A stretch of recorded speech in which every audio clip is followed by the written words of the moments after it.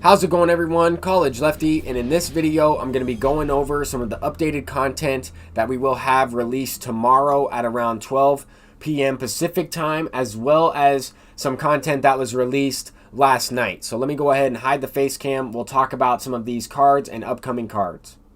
So last night, the developers broke an unwritten rule of their own and upgraded a flashback in 99 overall Fernando Tatis, or at least upgrading his face of the franchise diamond card to a 99 for 48 hours. And this has already been about 20 hours or so since this was released. So I just kind of wanted to talk a little bit about that. We still have until tomorrow to play with this card. As you can see, his boosted up attributes are amazing. He has 90 fielding, amazing arm strength. I think that's increased speed as well as significant upgrade in power there. I mean, he has over 100 power against both sides, over 100 contact against righties.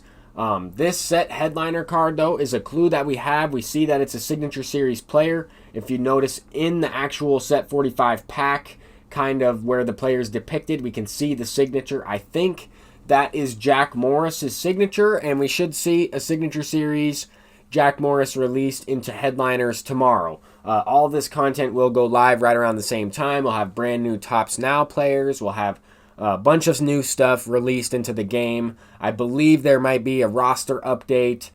I'm not actually sure if that roster update will take place this Friday or tomorrow when all this stuff drops, because they mentioned during their last live stream that there wouldn't be a content update. So I'm kind of confused a little bit about that, but here's what the Jack Morris could potentially look like. He might also get a few attributes boosted here to make him a 96 or a 97 overall. We have a 7th inning player program arriving tomorrow around noon Pacific time as well. And this will be a player program similar to the Nelson Cruz that we already have, linked up with the 7th inning program. And honestly, my initial thought is at first that this is Cliff Lee. I mean, it kind of looks like the throwback Phillies jerseys. A little bit of blue there on the shoulder. I'm not even sure where that blue is coming from. But I also thought that this looks like John Lester, especially in the shadow. I think Cliff Lee has a little bit of a different windup, or at least start to his windup. This card could be out of the stretch, but it does not look like that from the shadow. I kind of had some second thoughts here. I think it's going to be John Lester. That kind of makes more sense with the player programs that they've released. They're kind of releasing older players that are on the verge of retirement or are considering it or have already, announced retirement, and they still have some of those rights to some of those players. I also think it has a chance to be Cliff Lee, though. I'm going with my prediction as John Lester. So I think we could get two pitchers released tomorrow. I think we could get Jack Morris as a righty for the headliner and then John Lester as a lefty for the player program. I think that we might see, 94, 95 overall. Award Series John Lester could be with the Red Sox. That blue in the picture, though, is kind of what's throwing me off. That blue is more of a baby blue with the Phillies or even the Rangers, as Cliff Lee played on both of those teams. So that's kind of what's throwing me off a little bit there. I'm pretty certain, though, that we will end up getting two pitchers, one of them being a righty and a lefty, in Jack Morris and Cliff Lee or John Lester. Anyway, I figured I would hop into this event, and we'll go ahead and finish off Prestige James Paxton in this video. And we also should be able to finish off the 7th inning program at 300 program stars to choose one of those bosses. Now, I've already debuted Bryce Harper and Walter Johnson, or at least tried out Walter Johnson. It wasn't really much of a debut. Just didn't really get to use them for that many innings in that game. But I was able to pick Bryce Harper back up off of the market. I spent a little bit of stubs on Ricky Henderson and Harper. So we should be able to select one of those bosses. I'm probably going to take whichever one is selling for the most, and then wait a little bit to try out Frank Thomas, simply because I have a couple other players that I want to try out. I mean, if I'm able to play some ranked today, I'm going to test out Tatis at a 99 overall, as well as Ricky Henderson. So either way, we will have a couple players to debut, as well as Prestige James Paxton once we unlock him. So here in this first game, we got a couple runs for a lead, and now we're smacking a solo shot with Didi Gregorius. That card is really good. I don't know. I think it's mostly his swing. I think that card could have any attributes, and he would be really good just based on his no doubter, his quick swing. One of the few one-handed swings that I really like in the game. Anyway, we were able to complete a game versus the CPU, or at least a mission versus the CPU. That's how I was able to get that disconnect and the 7th inning program pack. So we will go ahead and open this. I'm thinking the most expensive one will be Frank Thomas. It could also be Walter Johnson, depending on how many people are selecting Harper or Frank Thomas. I think the majority of people are going to select Harper, which would result in him being the cheapest over time, or at least before the program's over with. Anyway, Walter Johnson had the highest sell now, which I would think he would have the highest buy now, but sometimes that's not the case. 167,000 is not bad.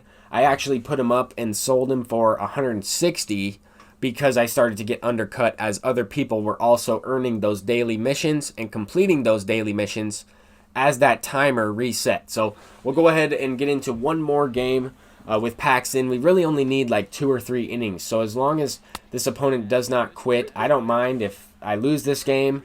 I might even quit out of it depending on how it's going, as long as James Paxton can get through a few innings here. But we are facing a pretty righty-heavy lineup. He has Mike Trout, Chipper Jones back-to-back here. Goes deep with Trout. That's all the way to the wall. And I kind of just went to the wall with Reggie Jackson, stopped moving the stick at all, and just hoped that he would lock onto that, and he certainly did. We made the play. Now we got to face Chipper Jones. Larry Walker playing in left field. Because we are using Reggie in his primary in right, he has the best defense over there. Larry Walker still has that diamond defense in left. And, of course, we have Mickey Mantle in center. But this Didi Gregorius card has been amazing for me in this event. I mean, half of his base hits seem to be home runs. Everything he hits is either a perfect line drive into the gap or launched out of the park for a home run. Then we're able to go deep with Larry Walker, a pitch I wasn't even on. That 125 contact will certainly help, but I also think that this opponent may have had some poor feedback with a couple of these pitches with Max Scherzer. As I kind of missed a few of them in ranked seasons, I don't think I'm getting rewarded with these PCI placements and this hit result, that being a home run. I don't think I'm getting rewarded in that way unless I'm facing a lower tier type of pitcher and he kind of misses the location or feedback with his meter somehow. But we are able to take a 3-0 lead in the bottom of the second. So we gave James Paxton at least a little bit of run support. We're going to leave him in the ball game. We bat with him, lined out to center field. And then Cody Bellinger also lines out to center field on a perfect line drive. But that's all good. That was a pretty good squared up pitch right over the plate. Hit it where it's pitched, and we don't get rewarded. But I thought that this situation was a pretty heads-up play by the opponent. I didn't think he thought I was going there. Kind of interesting. We drew a leadoff walk with Eric Davis. That's who was stealing third base and got thrown out. But then he intentionally walked Mickey Mantle, and I figured that I had a pretty good chance to do a double steal. But he threw a pitch out.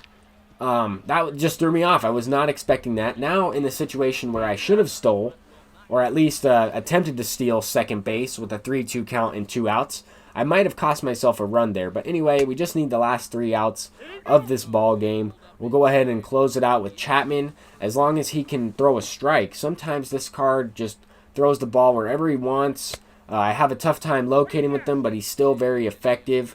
There, the opponent actually got 3 check swings on sliders in pretty much the same exact spot. And that umpire just was not having it. Said he didn't swing each and every time. But we get the double play. Cody Bellinger and that arm strength playing first base certainly helped. I think Didi Gregorius might beat that out if there's a different first baseman there. But anyway, we are able to get this last out. I walked another hitter, and he honestly could have had, the game-winning run or the game-tying run at the plate if he avoided that double play.